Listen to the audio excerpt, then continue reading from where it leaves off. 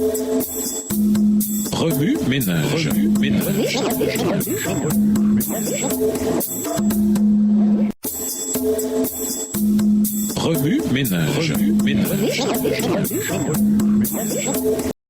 Bienvenue à votre émission Remue ménage. Nous voilà la leçon 1. Pourquoi l'apologétique? Lisons 1 Roi 10 et versets 1 à 13. 1 Roi 10 et versets 1 à 13, la reine de Séba apprit la renommée que possédait Salomon à la gloire de l'Éternel, et elle vint pour l'éprouver par des énigmes. Elle arriva à Jérusalem avec une suite fort nombreuse et avec des chameaux portant des aromates, de l'or en très grande quantité et des pierres précieuses. Elle se rendit auprès de Salomon et elle lui dit tout ce qu'elle avait dans le cœur. Salomon répondit à toutes ces questions et il n'y eut rien que le roi ne sut lui expliquer. La reine de Séba vit toute la sagesse de Salomon et la maison qu'il avait bâtie, et les mets de sa table, et la demeure de ses serviteurs, et les fonctions et les vêtements de ceux qui le servaient, et ses échansons et ses holocaustes qu'il offrait dans la maison de l'Éternel. Verset 6. Hors d'elle-même, elle dit au roi, c'était donc vrai ce que j'ai appris dans mon pays au sujet de ta position et de ta sagesse. Je ne le croyais pas avant d'être venu et d'avoir vu de mes yeux. Et voici, on ne m'en a pas dit la moitié. Tu as plus de sagesse et de prospérité que la renommée ne me l'avait fait connaître. Heureux tes gens, heureux tes serviteurs qui sont continuellement devant toi, qui entendent ta sagesse. Béni soit l'Éternel, ton Dieu, qui t'a accordé la faveur de te placer sur le trône d'Israël. C'est parce que l'Éternel aime à toujours Israël qu'il t'a établi roi pour que tu fasses droit et justice. Elle donna au roi 120 talents d'or, une très grande quantité d'aromates et des pierres précieuses. Il ne vint plus autant d'aromates que la reine de Séba en donna au roi Salomon. Verset 11. Les navires de Hiram qui apportèrent de l'or d'Ophir amenèrent aussi d'Ophir une grande quantité de bois de sandal et des pierres précieuses. Le roi fit avec le bois de sandal des balustrades pour la maison de l'Éternel et pour la maison du roi, et des harpes et des luttes pour les chantres. Il ne vint plus de ce bois de sandal, et on n'en a plus vu jusqu'à ce jour. Le roi Salomon donna à la reine de Séba tout ce qu'elle désira, ce qu'elle demanda, et lui fit en outre des présents dignes d'un roi tel que Salomon. Puis elle s'en retourna et alla dans son pays, elle et ses serviteurs. Introduire, défendre Jésus. Aucun autre nom dans l'histoire n'a été associé à autant de biens, de mal et de confusion, des guerres, l'ascension et la chute de nations, ainsi que le cours de l'histoire humaine mondiale ont été bouleversés par ce nom. Dans presque tous les pays, la figure de Jésus suscite une passion quelconque.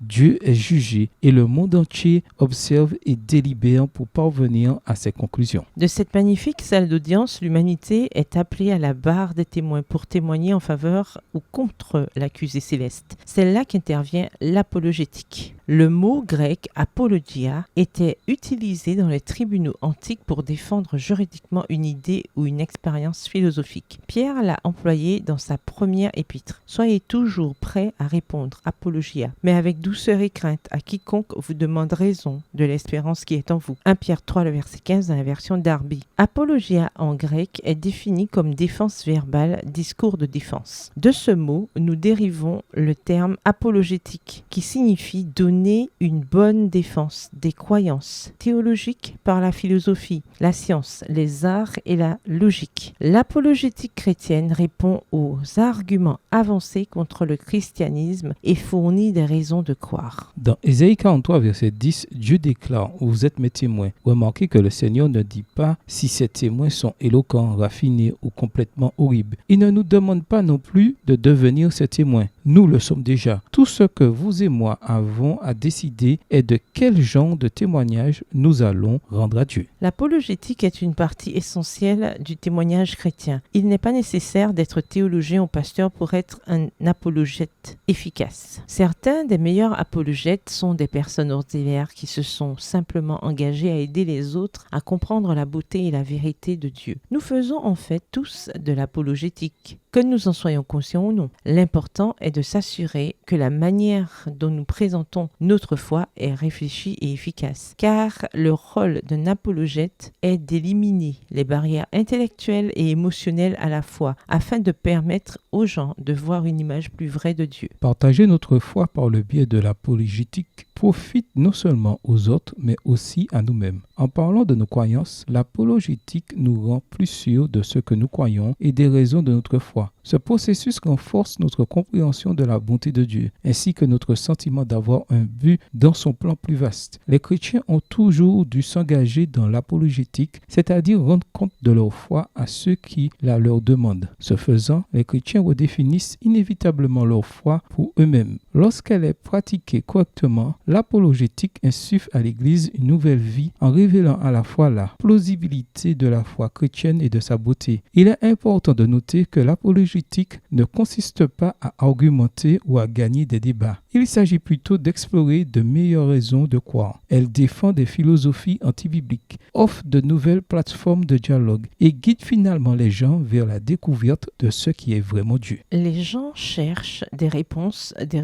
crédibles. L'un des plus grands défis auxquels sont confrontés les apologètes est de lutter contre les idées fausses sur le christianisme. Ce défi exprime la mission de l'apologétique, sauver le christianisme des interprétations erronées et des fausses suppositions en montrant sa véritable nature au monde. En fin de compte, l'apologétique vise à clarifier l'image réelle de Dieu telle qu'elle est révélée dans les Écritures, celui qui est amour. Au cours des 13 prochaines semaines, en approfondissant le sujet de l'apologétique, nous comprendrons mieux les raisons de notre foi. Nous serons équipés d'outils pour expliquer et défendre ce que nous croyons. Plus important encore, nous serons face à face avec le Dieu d'amour et appelés à refléter cette image aux autres par notre façon de vivre. Défi apologétique. Vous êtes-vous déjà considéré comme un apologète chrétien? Pourquoi davantage de personnes devraient-elles s'intéresser à l'apologétique plutôt que de laisser cela aux pasteurs et aux experts? Au revoir. Et à demain si Dieu veut.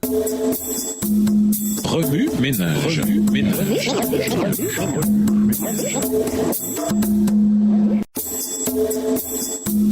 Remue ménage. Remue ménage.